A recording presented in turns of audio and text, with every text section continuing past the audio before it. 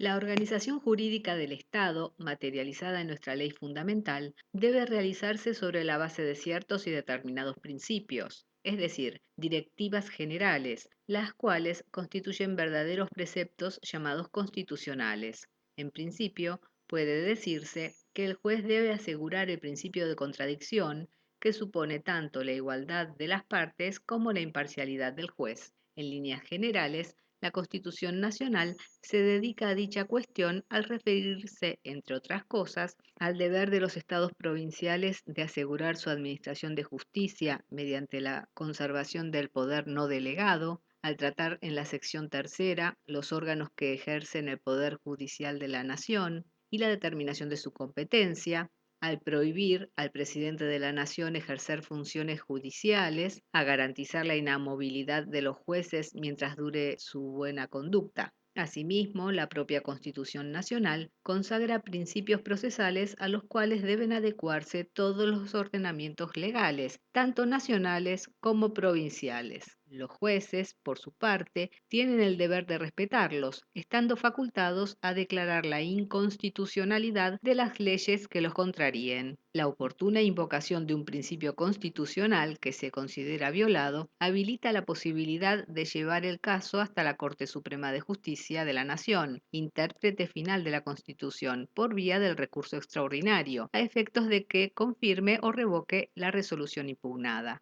Primero, juez natural. El artículo 18 de la Constitución establece que ningún habitante de la nación puede ser juzgado por comisiones especiales o sacado de los jueces designados por la ley antes del hecho de la causa. De la norma transcrita se sigue que el juez natural es el designado por la ley para entender en un litigio cierto y determinado, según la materia del mismo o las circunstancias personales del litigante. En otras palabras, el magistrado que debe entender en la causa de acuerdo con las disposiciones legales que reglamenten la competencia de los jueces. Para asegurar el cumplimiento de este principio, el derecho procesal legisla acerca de la incompetencia de jurisdicción, institución que permite al litigante su proposición ante el juez a quien se considera incompetente para que se desligue de la causa por declinatoria o ante el juez a quien se considera competente para intervenir en ella, a fin de hacer cesar al que se estima incompetente o inhibitoria. De todos modos, la inobservancia de este principio no se vulnera per se por el hecho de que intervenga un juez en vez de otro de los jueces que debía actuar, presentándose una hipótesis de prórroga tácita de competencia. Segundo, igualdad ante la ley. La Constitución establece en su artículo 16 que todos sus habitantes son iguales ante la ley. Tal afirmación no implica desconocer las diferencias existentes entre las personas, pues las que se evidencian tanto en el orden físico como en el moral demuestran que la desigualdad es una ley de la naturaleza. Tan solo implican que no debe excluirse a unos de lo que se concede a otros en las mismas, o sea, en igualdad de condiciones. Ello evidencia que la igualdad real consiste en que las personas alcanzadas por una misma ley dentro del territorio de la nación deben ser tratadas de igual modo siempre que las circunstancias sean las mismas. Aplicado este principio a la cuestión procesal, se infiere que aquellas personas que litigan ante los mismos jueces con iguales formalidades, derechos y obligaciones, tienen derecho a acceder a ellos en las mismas condiciones. Es decir, que no puede haber distinciones entre las personas en orden al modo de ejercer la acción, en el modo de producir la prueba o determinar su eficacia, en los efectos de la sentencia o en el modo de ejecutarla, etc. Se trata de materializar la igualdad de trato en igualdad de circunstancias, aunque en algunos casos la legislación puede contemplar de manera distinta situaciones que considere diferentes y en el proceso resulta vital que se respete el principio general de buena fe, sancionándose toda conducta que lo transgreda, degradando la eficacia del proceso mismo. Una evidencia concreta de la aplicación del principio de igualdad ante la ley lo constituye el beneficio de litigar sin gastos, instituto basado en este principio constitucional que permite la exención en el pago de impuestos y gastos de justicia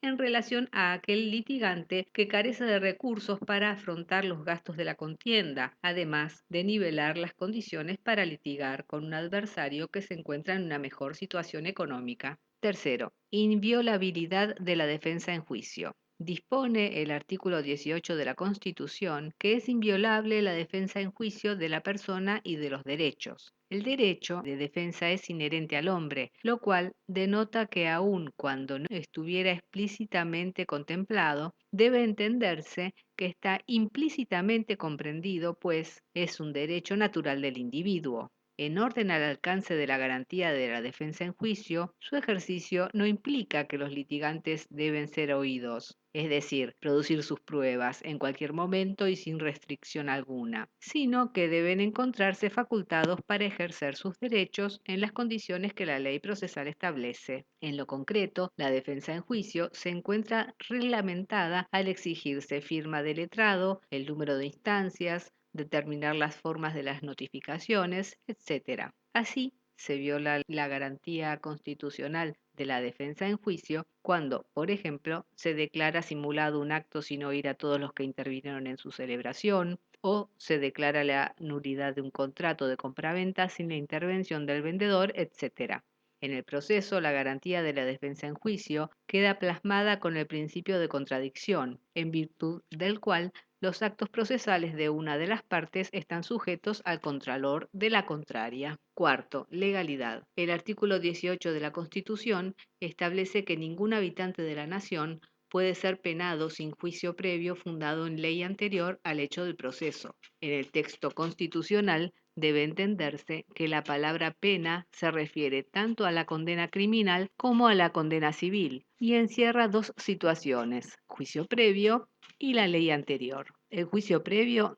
refiere al necesario cumplimiento de un debido proceso, es decir, un proceso que evidencia el respeto y el cumplimiento de los principios de bilateralidad, igualdad y congruencia, a los cuales debe sumarse el de economía procesal, pues, como sabemos, la justicia que llega tarde no es justicia. En cuanto a la ley anterior, si bien ante el silencio de la ley en el proceso civil, teniendo en cuenta las circunstancias del caso, la cuestión puede resolverse tanto por la analogía como por los principios generales del derecho. Para el dictado de la sentencia es ineludible la existencia de juicio previo. Ello implica que el proceso debe tramitar respetando las formalidades legales, con la finalidad de que la sentencia adquiera la calidad de sentencia firme o ejecutoriada y por tanto los efectos de cosa juzgada. Requiere la adecuada intervención de un tribunal, la aplicación de las normas procesales pertinentes y el correlativo dictado de la